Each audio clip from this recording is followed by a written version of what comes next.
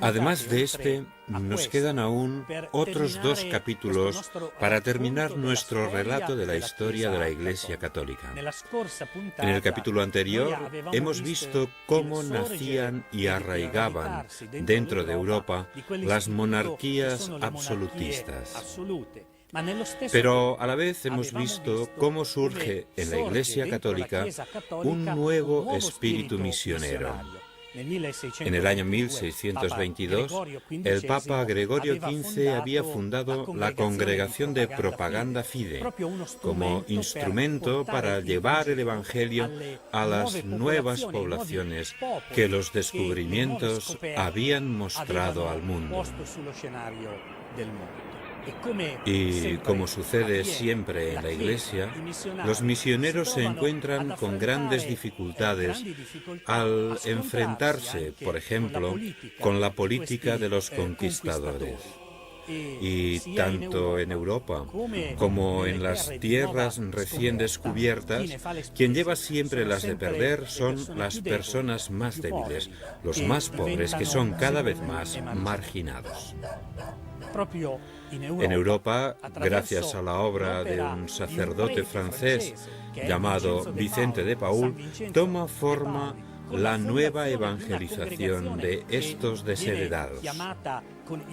San Vicente de Paúl funda la Congregación de los Lazaristas, con la que quiere llevar la nueva del Evangelio de Jesús a los pobres de Europa.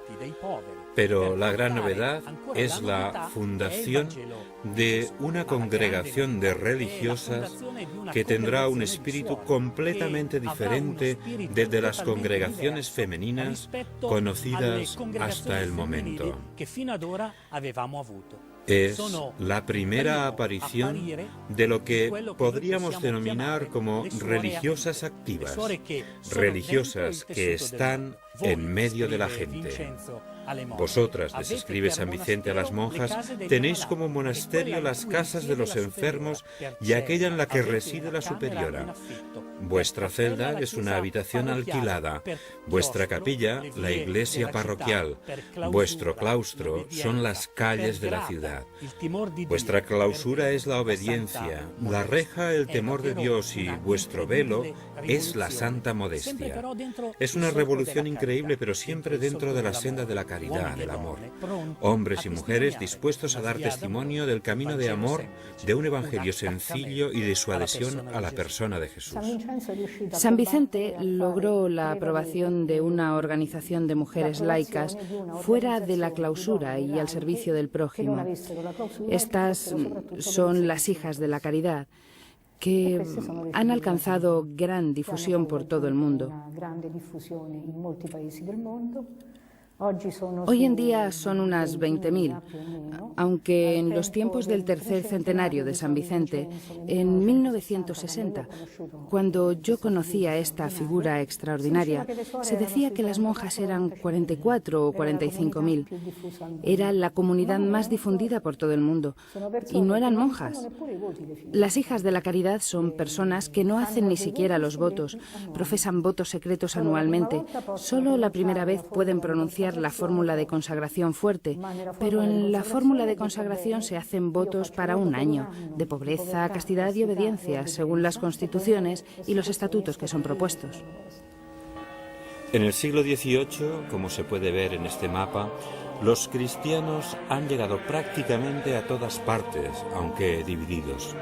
Los católicos están en Italia, España, Polonia, Austria, Bohemia, Países Bajos, Alemania del Sur e Irlanda. Católicos son también la mayoría de los franceses, muchos húngaros y suizos y una minoría en Inglaterra. Los luteranos son mayoría en Alemania, Rusia y Escandinavia. Los calvinistas predominan en algunas zonas de Suiza, están presentes de forma dispersa por Europa y gobiernan firmemente en Holanda. La situación en las tierras de misión no es muy diferente. Los católicos han arraigado su presencia en Sudamérica y en Asia, así como en los sectores controlados por Portugal en África. En Norteamérica se encuentran todos, desde los católicos hasta los puritanos, pasando por los anglicanos. Como habéis podido ver en los mapas que se han mostrado, ya no hay unidad religiosa. Es verdad que la religión católica es mayoritaria, pero ya no hay unidad. Para entender todo esto, debemos mirar hacia atrás un momento y situarnos en la Universidad de Lovaina, en Bélgica, a principios del siglo XVI. Allí enseña Cornelio Hans, llamado Jansenio, que centra su pensamiento no ya en el Dios misericordioso, amor crucificado, sino en el Dios riguroso.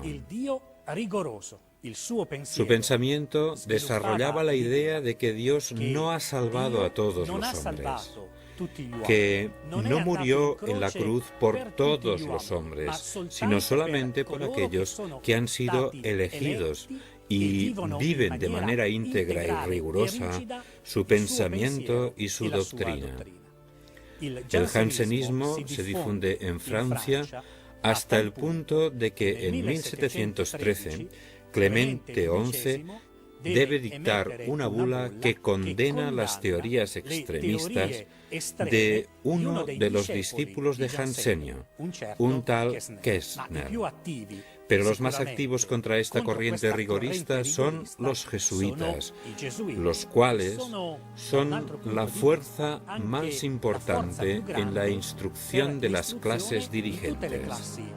Pero también el principal obstáculo para aquellos que querían replantear la participación y la presencia de los católicos dentro de los gobiernos. Pero, ¿cómo estaban organizados los gobiernos de entonces? El siglo XVIII es la época en que la administración de los estados europeos está totalmente concentrada en manos de las familias reales. En la administración de los estados ya no hay órganos representativos medievales como las asambleas de señores, de ciudadanos libres o los consejos de las ciudades mercantiles como Venecia. El Estado está ahora completamente en las manos del rey. Este, por medio de una burocracia que controla en su totalidad, gestiona el poder de manera absoluta en estrecha alianza con la gran nobleza y los grandes comerciantes. Leyendo las crónicas de las recepciones de corte de aquella época, da la impresión de estar ante un mundo elegante, de maneras refinadas. La realidad es totalmente opuesta, una violenta pirámide que tiene al rey en su vértice, el cual domina y se aprovecha del duro trabajo de los campesinos y artesanos europeos y de la explotación intensiva de las nuevas tierras, haciendo trabajar a miles y miles de esclavos. En esta situación de gran decadencia social, el rey, los nobles y los gobernantes viven lejos de la gente pobre.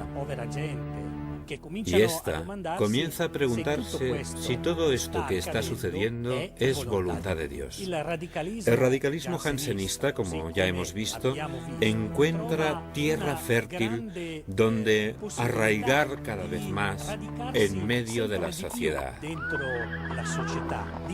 Acusan a los jesuitas de favorecer esa injusta política.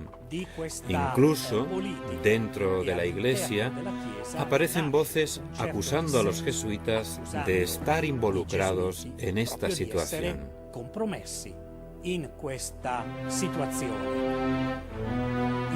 En este clima surge la pregunta sobre cuál es el verdadero cristianismo.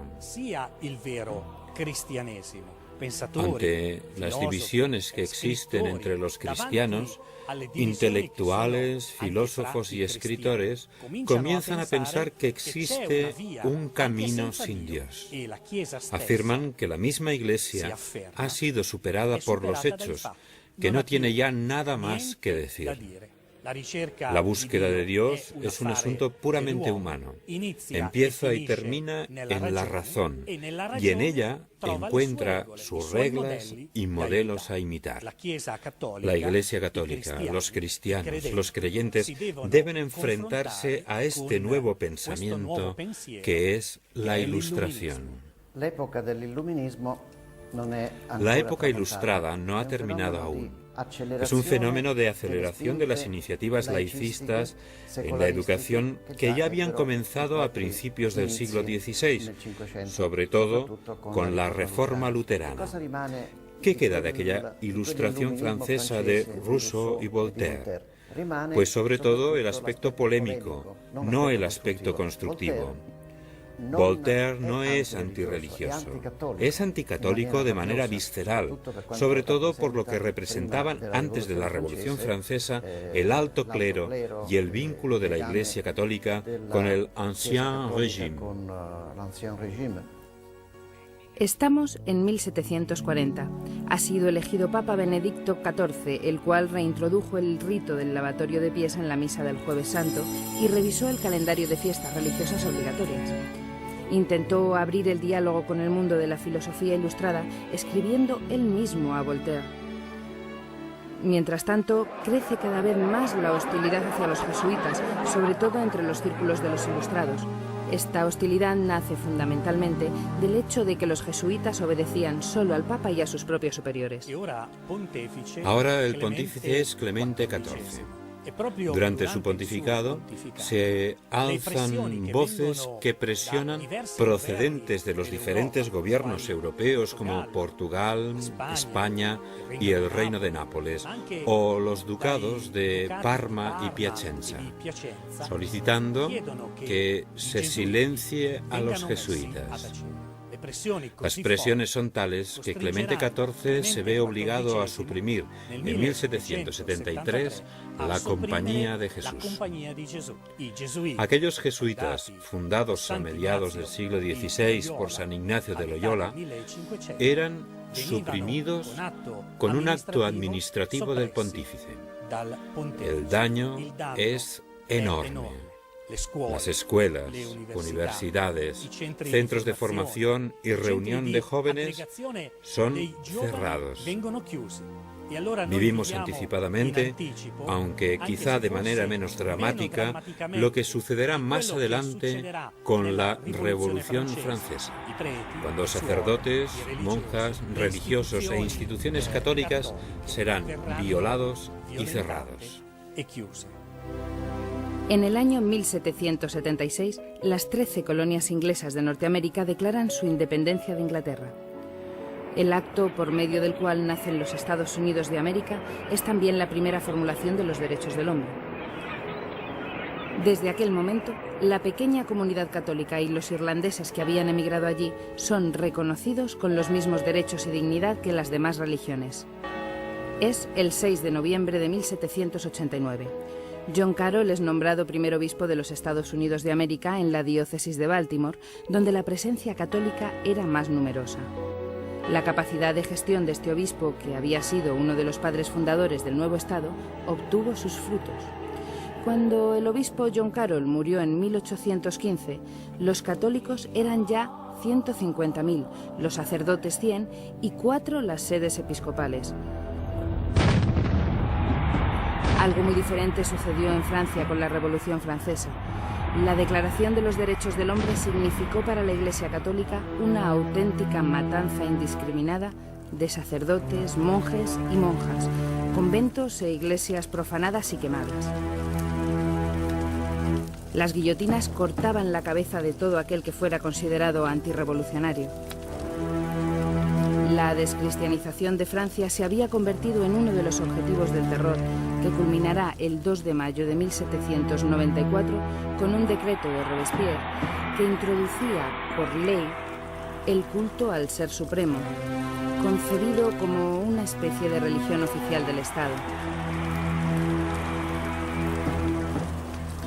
Este es el último acto de una guerra con la que creían haber destruido y fragmentado a la Iglesia. Así pensaban y esperaban, pero la sangre de miles de inocentes no fue vertida inútilmente. Entre todos estos episodios, no podemos dejar de recordar a un grupo de monjas carmelitas, guillotinadas mientras invocaban, cantando, la presencia del Espíritu para que la Iglesia de Jesús volviera a florecer en las tierras de Francia. Mientras suceden estos violentos y sangrientos hechos, el Papa es Pío VI, que al principio se mostró atemorizado ante tal violencia. En 1791, los revolucionarios franceses pretendieron que los sacerdotes jurasen y firmasen su fidelidad a un Estado que era claramente anticristiano. Y el sucesor de Pedro alzó la voz para condenar en su totalidad la Revolución Francesa. Tras la breve etapa del triunvirato, surgió la figura de Napoleón Bonaparte, el cual mantuvo siempre bajo presión al Papa. En 1796 ocupa Milán, a las puertas del territorio pontificio. A pesar de su presión cada vez mayor, el Papa no retira su condena a los principios de la Revolución Francesa, que pretendían arrebatarle de su cuidado al rebaño que Dios le había confiado. Poco después, será invadida Roma, el Papa arrestado y encerrado en la Cartuja de Florencia hasta su muerte en el exilio. La ocupación de Roma por parte de los franceses les parece a muchos una señal de un próximo hundimiento de la Santa Sede. Pío VI había dispuesto a principios de 1797 que a su muerte el cónclave para la elección de un nuevo pontífice podría tener lugar incluso en condiciones de emergencia. Así, en Venecia, bajo la protección austriaca, en 1800 es elegido Papa Pío VII. Este, junto a su fiel secretario de Estado, el cardenal Ercole Consalvi, vuelve a Roma con Napoleón Bonaparte. El 16 de julio de 1806 firma el concordato que reconoce en Francia al catolicismo como la religión de la mayoría del pueblo francés. Las relaciones entre los pontífices y Napoleón degeneran. Ahora es el Papa Pío VII quien se ve obligado a presenciar la autocoronación de Napoleón en París. Es el 2 de diciembre de 1804. No habían pasado ni siquiera 4 años, el 2 de febrero de 1808, cuando Napoleón y su ejército entran en Roma, ocupan el Estado Pontificio y vuelven a encarcelar de nuevo al Papa. El 10 de junio de ese mismo año, 1808, Pío VII excomulga a Napoleón Bonaparte.